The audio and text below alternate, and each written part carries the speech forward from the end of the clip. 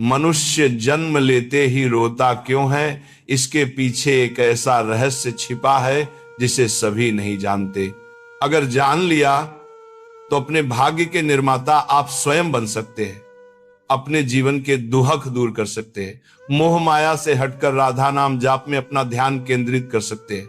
ध्यान से सुनिए। गरुड़ ने श्री कृष्ण से विनय पूर्वक पूछा, हे प्रभु, जब मनुष्य जन्म लेता है तो वह सबसे पहले रोता क्यों है? क्या वह शरीर के कष्ट से रोता है या उस आत्मा के भीतर कोई ऐसा रहस्य छिपा है जिसे संसार नहीं जानता? तब श्री कृष्ण ने करुणा से भरी मंद मुस्कान के साथ कहा, गरुड़, उस क्षण को देखो। अस्पताल का कमरा, बाहर व्याकुल परिजन, भीतर चिकित्सकों की तेज आवाजें और अचानक गूंजती एक तीखी चीख। वह केवल शिशु की नहीं, वह उस आत्मा की पुकार है जो अभी अभी सत्य से बिछुड़ रही होती है, क्योंकि उसे स्मरण है कि वो कहां से आई है और अब किस मार्ग पर जा रही है। बहुत समय पहले जब सृष्टि नवरचना की अवस्था में थी, ब्रह्मलोक में एक दिव्य सभा हुई जहां ब्रह्मा, विष्णु और महादेव विराजमान थे और विषय था मनुष्य जन्म। ब्रह्मा ने कहा, मनुष्य को पृथ्वी पर भेजना अनिवार्य है, किंतु यदि वह पूर्ण ज्ञान के साथ जाएगा तो जीवन का नाटक समाप्त हो जाएगा। विष्णु बोले, पर उसके पूर्व जन्मों के कर्मों का भार तो उसे वहन करना ही होगा। तब महादेव ने शांत स्वर में कहा, तो उसे प्रस्थान से पूर्व सब कुछ स्मरण करा दो और जन्म लेते ही विस्मृति का वर दे दो। उसी क्षण देवताओं ने कर्म द्वार की रचना की, वह सीमा जहां आत्मा अपने हर कर्म, हर वचन, हर अपराध और हर करुणा के साथ खड़ी होती है, जहां कोई प्रश्न नहीं होता, केवल सत्य का दर्शन होता है। चित्रगुप्त आत्मा को उसका ही जीवन चलचित्र की भांति दिखाते हैं, जहां वह अपनी मां को रुलाती हुई देखती है, किसी मासूम का विश्वास तोड़ती हुई देखती है, किसी भूखे को न देखा करती हुई देखती है और कहीं किसी अजनबी के लिए स्वयं को मिटा देती हुई देखती है। आत्मा रो रो कर कहती है, ये मैं नहीं थी, ये मेरी मजबूरी थी, परिस्थितियां थी, पर कर्म द्वार पर कोई बहाना स्वीकार नहीं होता। तब आत्मा को बताया जाता है कि अब उसे पुनः पृथ्वी पर लौटना होगा।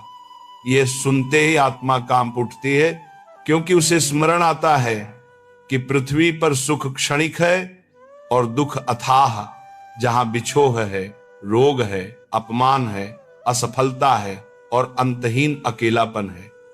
आत्मा हाथ जोड़कर विनती करती है, मुझे मत भेजो, मैं यहीं प्रायश्चित कर लूंगी। पर देवदूत करुणा से कहते हैं, यही प्रायश्चित है। फिर आत्मा मां के गर्भ में प्रवेश करती है, जो कोई सुख स्थान नहीं बल्कि तप, पीड़ा और स्मृति की तपोभूमि है। गरुड़ पुराण कहता है कि आत्मा गर्भ में उलटी अवस्था में अंधकार में रहती है और हर क्षण उसे उसके पूर्व कर्म याद दिलाए जाते हैं। वह भीतर भीतर प्रतिज्ञा करती है कि जन्म लेकर सत्य के मार्ग पर चलेगी, किसी को नहीं रुलाएगी, धर्म नहीं छोड़ेगी। पर जैसे जैसे जन्म का क्षण समीप आता है, उसकी व्याकुलता बढ़ती जाती है, क्योंकि उसे ज्ञात होता है कि बाहर निकलते ही उसकी स्मृतियां, उसके संकल्प और उसका ज्ञान उससे छीन लिया जाएगा। उसी क्षण विष्णु की माया सक्रिय होती है, जो चेतना पर ऐसा आवरण डाल देती है जिसके बिना मनुष्य संसार में जी नहीं सकता। आत्मा को अंतिम बार उसके अधूरे वादों, टूटे रिश्तों और अधूरे कर्मों की झलक दी जाती है, जो एक साथ टूटे कांच की तरह उसके सामने बिखर जाती है। आत्मा भीतर से चीख उठती है, मुझे स्मरण रहने दो, मैं इस बार भूल नहीं करूंगी। पर माया का नियम अटल है। जैसे जैसे शिशु जन्म लेता है, वैसे वैसे स्मृतियां धुंधली होती जाती हैं और उसी टूटन, उसी बिछोह से जन्म लेता है वो पहला रोना। हे गरुड़, वह रोना शरीर का नहीं, आत्मा का है, क्योंकि वह अपने ही सत्य से अलग हो रही होती है।